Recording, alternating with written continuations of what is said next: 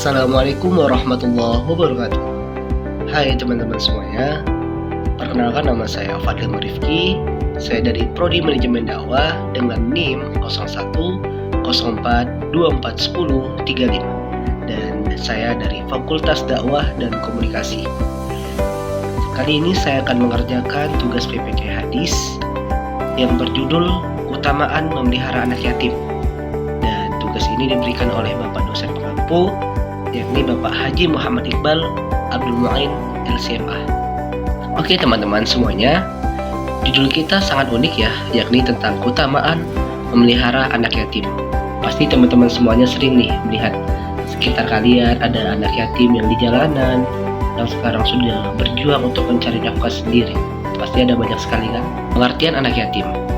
Yatim atau al-yatim atau sering dinyatakan sebagai anak yatim, dan menurut beberapa pandangan masyarakat itu adalah seseorang yang tidak lagi memiliki ayah. Nah, seseorang yang telah ditinggalkan ayah, yakni seorang kepala keluarga yang mencari nafkah untuk keluarganya, namun mereka telah ditinggalkan oleh ayah tersebut. Nah, teman-teman, adapun menjadi yatim piatu itu berarti Anda tidak lagi berayah dan tidak lagi berbunda. Maksudnya, anak yatim adalah anak yang bukan lagi memiliki ayah atau ibu karena ditinggalkan mati oleh salah satunya atau bahkan keduanya. Nah, kedudukan anak yatim. Teman-teman sekalian, kalian harus tahu ya, anak yatim ini sangat dimuliakan di dalam Al-Quran. Mengapa?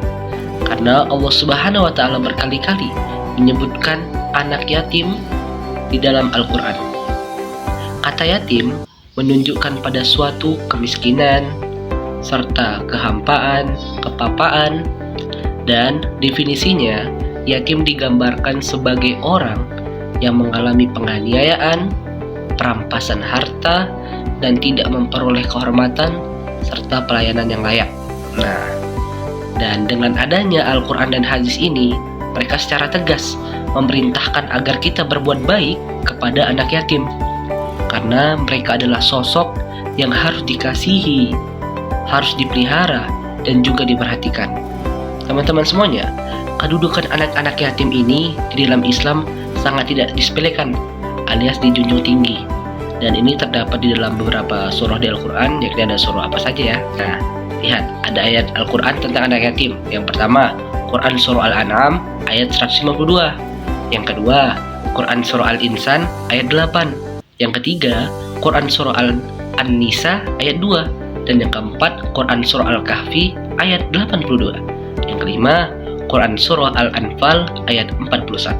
Nah, kita lihat nih manfaat memelihara anak yatim. Nah, yang pertama, melaksanakan perintah Allah Subhanahu wa Ta'ala dan Rasulullah untuk mengasuh anak yatim dan berbuat baik kepadanya.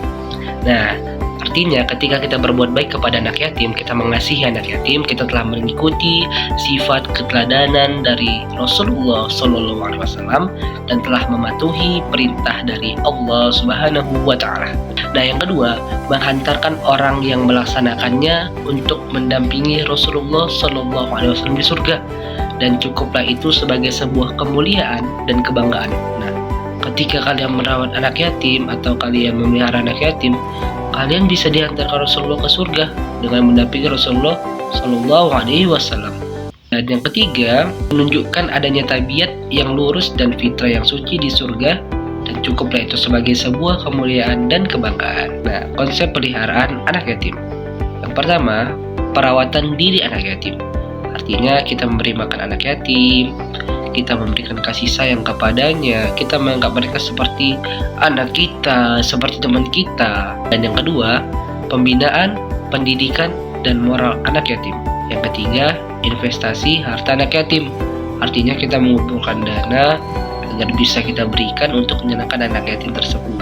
Dan yang keempat, hak-hak anak yatim. Nah, anak yatim ini memiliki hak-hak juga loh teman-teman. Kalian tahu gak sih, ternyata ketika kalian sudah menjadi orang kaya raya, sebagian dari harta kalian itu ada harta dari orang miskin, ada harta dari anak yatim. Oleh karena itu, kalian jangan lupa bersedekah ya. Hadis tentang dasar hukum pemeliharaan anak yatim.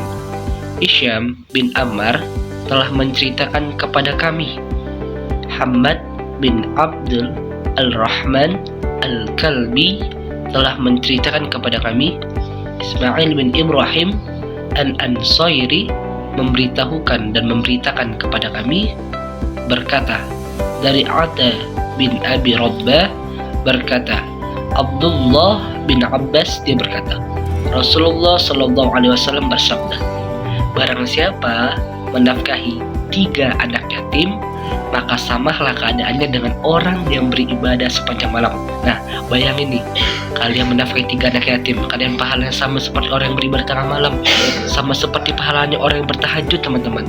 Ketika semuanya tidur, kalian tuh berdoa kepada Allah, itu ibadahnya sama seperti kalian menafkahi 3 anak yatim. Nah, teman-teman, dan berpuasa sepanjang hari. Nah, pahala kalian itu sama dengan orang yang berpuasa sepanjang hari. Bayangkan cuma 3 anak saja, kalian sudah mendapatkan pahala seperti itu. Selanjutnya apa lagi? Berangkat pagi dan sore hari dengan pedang terhunus di jalan Allah. Nah, pahalanya sama seperti orang jihad, teman-teman. Nah, kemudian ada lagi nih, aku dan dia berada di surga seperti 2 saudara, sebagaimana 2 ini yang bersaudara. Nah, kalian tahu maksudnya apa? Jadi kalian dan Rasulullah itu seperti saudara, karena kalian telah merawat anak yatim tadi, karena kalian telah memelihara anak yatim tadi. Nah, Masya Allah banget kan? Nah, dan juga ini ada juga, teman-teman, dan beliau menempelkan 2 jarinya, yaitu jari telunjuk dan juga jari tengah. Jadi kita harus garis bawahi pentingnya untuk senantiasa berbuat baik dengan memelihara anak yatim tadi, serta mengasihi orang-orang miskin. Hadis tentang bentuk pemeliharaan anak yatim dari Humaid bin Mas'adah, yakni memberitakan kepada kami bahwa Khalid bin Al-Haris diberitakan dari guru-gurunya berkata, Husain yaitu Al-Muallim dari Umar bin Shu'aib, dari bapaknya, dari neneknya, bahwa seorang laki-laki mendatangi Nabi atau Rasulullah SAW dan kemudian berkata, sesungguhnya aku orang fakir yang tidak mempunyai sesuatu dan mempunyai seorang anak yatim. Maka Rasulullah bersabda, makanlah dari harta anak yatim asuhanmu tanpa berlebih-lebihan. Maksudnya itu jangan selalu serakah, cukup sekedarnya saja, teman-teman. Dan kemubaziran, dan tanpa menggunakan hartanya dengan tujuan untuk mengamalkan harta pribadimu. Maksudnya apa, teman-teman? Maksudnya di sini Rasulullah menegaskan kita boleh makan dari harta anak yatim, tapi tidak boleh berlebihan, yakni sesuai kadarnya saja. Dan juga jangan pernah kita jadikan harta anak yatim ini untuk penyelamat harta kita, maksudnya untuk kesenangan pribadi kita. Itu jangan sampai ya, teman-teman. Mungkin itu saja penjelasan dari saya terkait pemeliharaan anak yatim tadi. Semoga teman-teman bisa mengambil kesimpulan yang baik dari materi yang telah saya jelaskan tadi. Kita ada kuis nih, next langsung aja ke kuisnya ya. Bye-bye. Oke, teman-teman, setelah kita selesai melihat hasil PPT yang telah kita saksikan bersama-sama, kali ini ada kuis yang akan kita kerjakan. Oke, ini ada rules-nya nih, teman-teman. Yang pertama, tepat waktu, pahami, dan juga cermati. Ready? Ready, guys. Apa yang dimaksud dengan anak yatim?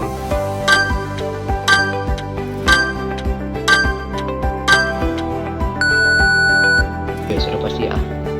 Selamat, jawaban kau benar. Oke, next. Surah apa yang menyebutkan tentang anak yatim?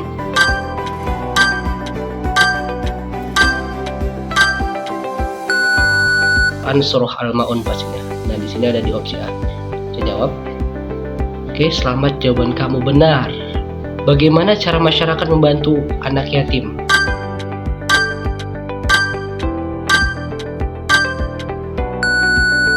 Pasti jawabannya A, menyayangi dan mengasihinya. Oke, benar. Bagaimana cara mengatasi kesulitan dalam memelihara anak yatim?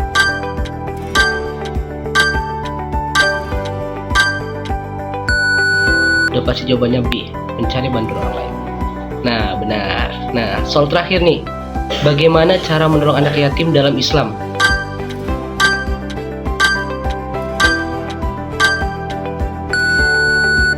Kita harus punya tindakan, berarti jawabannya yang A. Nah, benar. Oke, guys, mungkin sekian saja. Terima kasih telah menemani saya, dan sampai jumpa di kesempatan yang berikutnya. Oke, see you. Assalamualaikum warahmatullahi wabarakatuh.